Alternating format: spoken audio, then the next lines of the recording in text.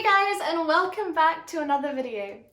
As you can tell from the title, today we are talking about how to find inspiration in writing, art, and life in general. Before we get started, be sure to subscribe and follow my Instagram, which you'll find in the description box below. And stick around to the end where, as always, I'll be sharing with you a story I have written. I've divided today's video into two parts. The first where I talk about inspiration in life, and the last where I talk about inspiration in art and writing.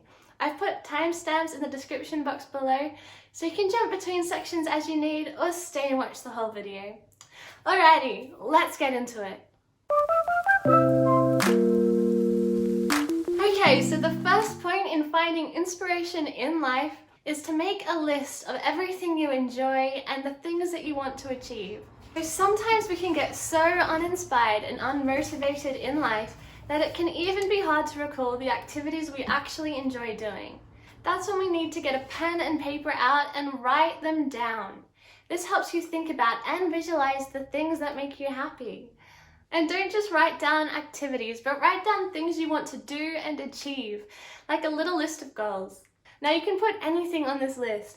If you enjoy swimming, if you enjoy yoga, if you like music, or you want to learn a language, put them all on this list. And this list can serve as a reminder for the future times when you feel uninspired and unmotivated, to remind you of things you can incorporate to bring enjoyment back into your life. Okay, so the next thing we are going to be talking about today is recognizing that sometimes doing nothing is the most important thing you can do.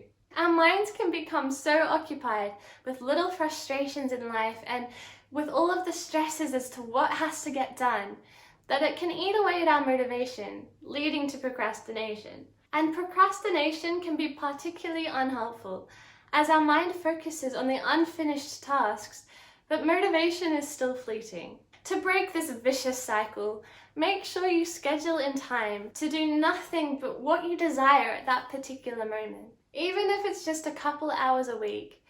And in this time, when your mind is completely unoccupied, motivation and inspiration will eventually come and find you. Alrighty, so this next point is something I find particularly helpful to motivate myself, and that is doing regular exercise, particularly in the morning. Now, I know how hard it can be to force yourself out of bed to do something physically exhausting. But if you can manage it, you will feel so good afterwards and for the rest of the day. You will find you'll reach an inner zen that is full of motivation, allowing you to focus so much more and be calm while doing so. And ultimately, if you work more efficiently, you will have some extra time to do what you want to do, helping keep the cycle of motivation and inspiration going.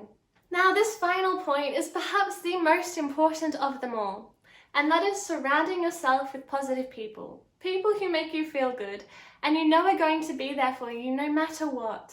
Creating this safety net without the holes bored by negative people will give you so much more courage to chase your aspirations, try new things, and they'll be there to motivate you for when you really need it. And surrounding yourself with people you admire will also help bring in the inspiration.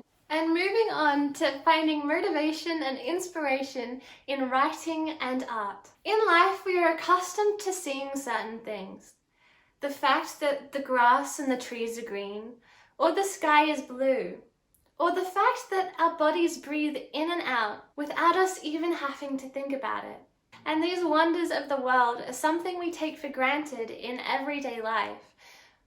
But as a writer or an artist, one of the easiest ways to find inspiration is by examining what we take for granted and how it would be if we were not so used to it. Like the fact that trees grow but are inanimate. They're alive but they don't talk or move or think.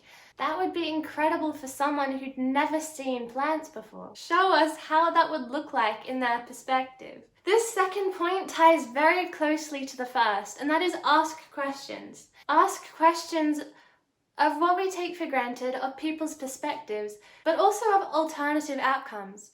What would happen if this happened? If you're in the middle of a story, turn it on its head. What would happen if the ending became the beginning? I mean, that might be a bit extreme, but it's a way to find inspiration. As an artist, how would the picture look if it was back to front? What would be the significance if the house moved 3 inches closer? And what does that say about the overall picture?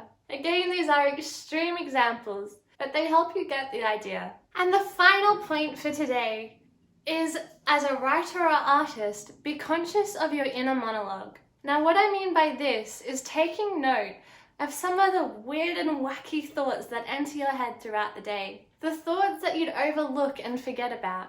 Because while these thoughts may be a part of your normal stream of subconscious thinking, they might offer a really interesting perspective to someone else, or just an interesting idea in general. For example, I was outside the other day, and it was warm and a little bit humid, and I realized to myself that I was thinking that this was a lukewarm weather day, and I wrote a story or an insight on this particular phrase. Now, as an example, here is my lukewarm weather day insight. Today was a lukewarm weather day. It was the kind of day in which you question the existence of the atmosphere, because you can't feel it. It doesn't bring goosebumps to your skin, nor the slight sheen. It just matches perfectly. And now the air is still, in such perfect temper that not even the trees raise a leaf in protest. And the birds fly in whichever direction they please. So perfectly settled, so perfect. Okay guys, that's it for today. I hope it was inspiring in finding motivation, and I'll see you in the next video.